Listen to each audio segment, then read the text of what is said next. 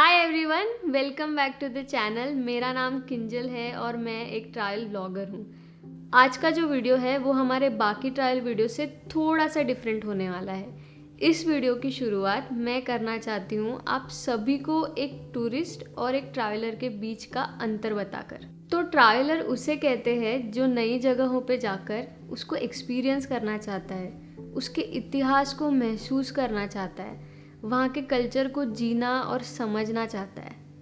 और टूरिस्ट उसे कहते हैं जो नई जगहों पर जाकर रिलैक्स करना चाहता है, बेसिकली जिन्हें अपनी रूटीन लाइफ से कुछ पल का ब्रेक चाहिए होता है। आप अब सोच रहे होंगे ठीक है, बट इस चीज़ का इस वीडियो से क्या लेना देना है? तो अभी पता चल जाएगा आपको। आज हम जिस जगह के बारे में बात करने वाले हैं उस जगह के बारे में आपने कभी भी नहीं सुना होगा। उस जगह पे जाना बिल्कुल आसान भी नहीं है, ना ही वहाँ पे ऐसा कोई आउटिंग स्पॉट है जहाँ आप जाकर इंस्टाग्राम पे सेल्फीज़ डाल सकते हो या फिर अपने पिक्चर्स अपलोड कर सकते हो दुनिया को ये बताने के लिए कि आप कितने अच्छी तरीके से अपनी छुट्टियों को स्पेंड कर रहे हो। पर हाँ, इस जगह पर एक अद्भुत और सोचने पर मजबूर कर देने वाला इतिहास छुपा है। और इस जगह को हमारे पुरातत्वज्ञानी और इतिहासकारों ने नाम दिया है द ग्रेट इंडियन वॉल।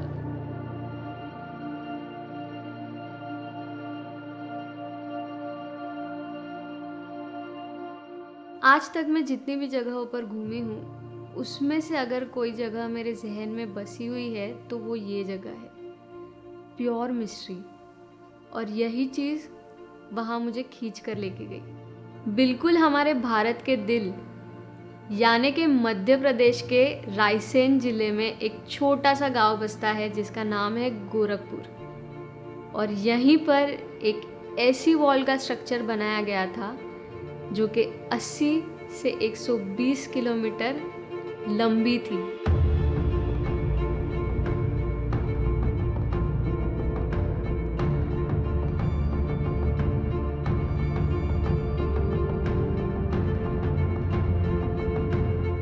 चौंक गए ना सुनकर? मैं भी बिल्कुल ऐसे ही चौंकी थी जब मैंने इस वॉल के बारे में सुना, क्योंकि बचपन से लेकर आज तक हमने यही पढ़ा है कि ग्रेट वॉल मतलब ग्रेट वॉल ऑफ चाइना।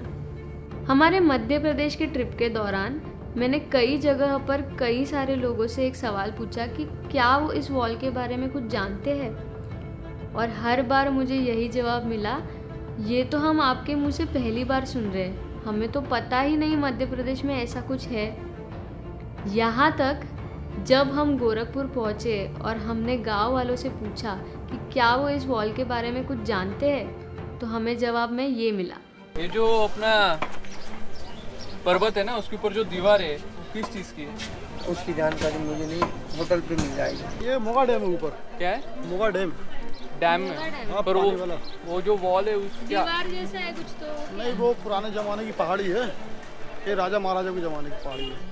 पर उसको क्या बोलते हैं? वो वॉल को कुछ बोलते हैं क्या? नहीं, उसको कुछ नहीं बोलते, उसको दीवार बोलते हैं। बस दीवार बोलते हैं? जी जी। ऐसा कुछ इम्पोर्टेंस नहीं उसका? नहीं। वो दीवार है, क्या है वो दीवार? वो दीवार है, परपुटा उठा, वो सपील उठी है।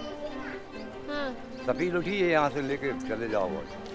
और मतलब वो कब बनी थी, कुछ पता है? वो तो कुछ पता नहीं, उसका कुछ नाम वाम है वो क्या? तो कोई बता नहीं सकता कि कब की बनी। पहाड़ी के अंदर यहाँ से 3 किलोमीटर अंदर है मोगा डैम।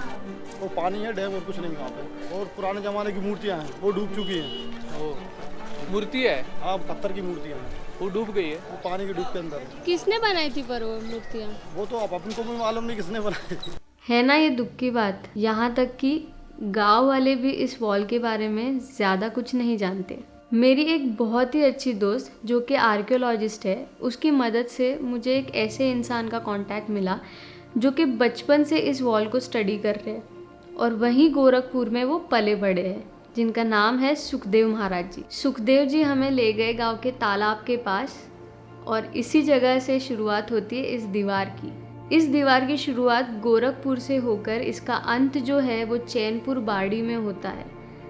अगर आप बाय रोड इसका डिस्टेंस नापे तो ये होता है 80 किलोमीटर। ये दीवार विंध्य पर्वत श्रृंखला में बनाई गई थी और शायद कई हजारों साल पहले। सुखदेव जी का अनुमान ऐसा है कि ये दीवार बनाई गई थी परमारों के वक्त। कलचुरी से अपनी सीमा की रक्षा करने के लिए। सच्चाई जानने के लिए गोरखपुर से 2 से 3 किलोमीटर दूर हम देवरी गांव है, जहां इस दीवार के सबसे ज़्यादा अवशेष पाए जाते हैं। बहुत ही कच्चे रास्ते से जब हम वहां पहुंचे तो मुझे विश्वास ही नहीं हो रहा था जो मेरी आंखें देख रही थी।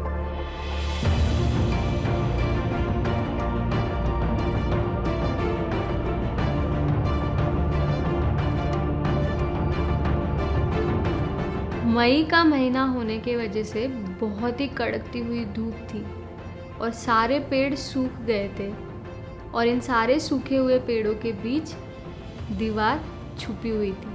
चारों तरफ फैला हुआ मलबा और अबैंडन की हुई एक ऐसी जगह जो हमें कुछ बताने की कोशिश कर रही थी। शायद वो भी हमारी तरह अपनी कहानी सुनाने के लिए उत्सुक थी।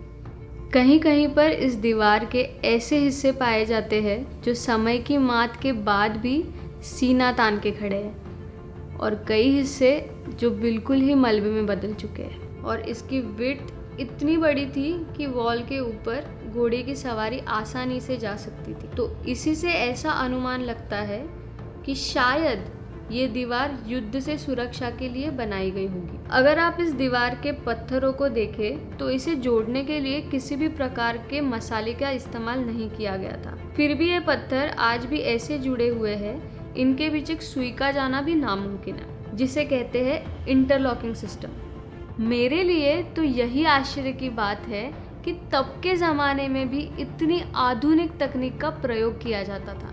और बात यहीं पर ख़त्म नहीं होती।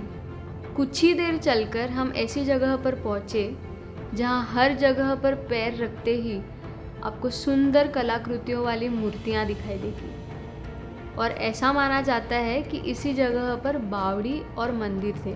इसमें से कुछ मूर्तियाँ अभी भी बरकरार है और कुछ चीज़ों के सिर्फ अवशेष ही बचे।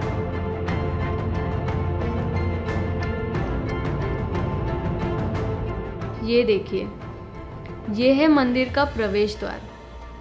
कितना सुंदर है ना, पर अफसोस आज ये मलबे में पड़ा हुआ है। मंदिर का स्तंभ, सूर्य की प्रतिमा का आधा हिस्सा और भी बहुत कुछ जो इस 80 किलोमीटर के विस्तार में फैला हुआ है। और इन कारीगरी में आपको भूमिजा पैटर्न देखने मिलता है जो कि परमारों के एरा में इस्तेमाल किया जाता था मंदिर की रचना करते समय। पर मेरे मन में बार बार यही सवाल आ रहा था कि यहाँ पर ऐसा क्या हुआ था जो आज ये सब कुछ बर्बाद हो चुका है। आपके मन में भी यही सवाल आ रहा होगा ना। सुखदेव जी का अनुमान ऐसा है कि शायद ये मुगलों के साथ की लड़ाई में नष्ट हुआ है। और आर्टिकल्स कुछ ऐसा बताते हैं कि शायद इस दीवार का बांधकाम कभी पूरा ही ना हुआ हो, या फिर इस दीवार को कोई ऐसी नेचुरल कैलामिटी का सामना करना पड़ा हो जिसमें ये सब कुछ नष्ट हो गया हो। सच्चाई को कोई भी नहीं जानता। इस गांव में ही उन्होंने एक छोटा सा सूर्य मंदिर बनाया है जिसमें कुछ मूर्तियाँ जो अच्छी स्थिति में है उन्हें वहाँ लाकर एक पेड़ के पास और मंदिर के भीतर रखा है। सरकार अगर ध्यान दे तो ये हमारे प्राचीन भारत की एक हेरिटेज साइट बन सकती है, क्योंकि अभी तो बहुत कुछ ढूंढना बाकी है। इस दीवार का सिर्फ सरफेस ही स्क्रैच किया गया है। क्या पता असली धरोहर इस मलबे के अंदर छुपी हो। अनुमान अनेक है पर विश्वास तो एक है, यहाँ पर कुछ ऐसा था जो आपने या मैंने ना कभी हमारे इतिहास में सुना ना देखा। यहाँ पर इतिहास लिटरली बिखरा पड़ा है, सिर्फ राह देख रहा है कि कोई आकर उसकी कहानी सुने। आई होप गाइस आपको ये वीडियो अच्छा लगा रहेगा। तो याद रखना, ग्रेट वॉल सिर्फ चाइना में ही नहीं बट हमारे भारत में भी है, जिसका नाम है द ग्रेट इंडियन वॉल। और आप कहीं पर भी जाए तो एक टूरिस्ट की तरह नहीं बट एक ट्रैवलर की तरह जाए। और अगर आपको ये वीडियो अच्छा लगा रहेगा तो मुझे कमेंट सेक्शन में ज़रूर बताइए ताकि मैं और ऐसी वीडियो आप सभी लोगों के लिए बना पाऊँ। Bye bye.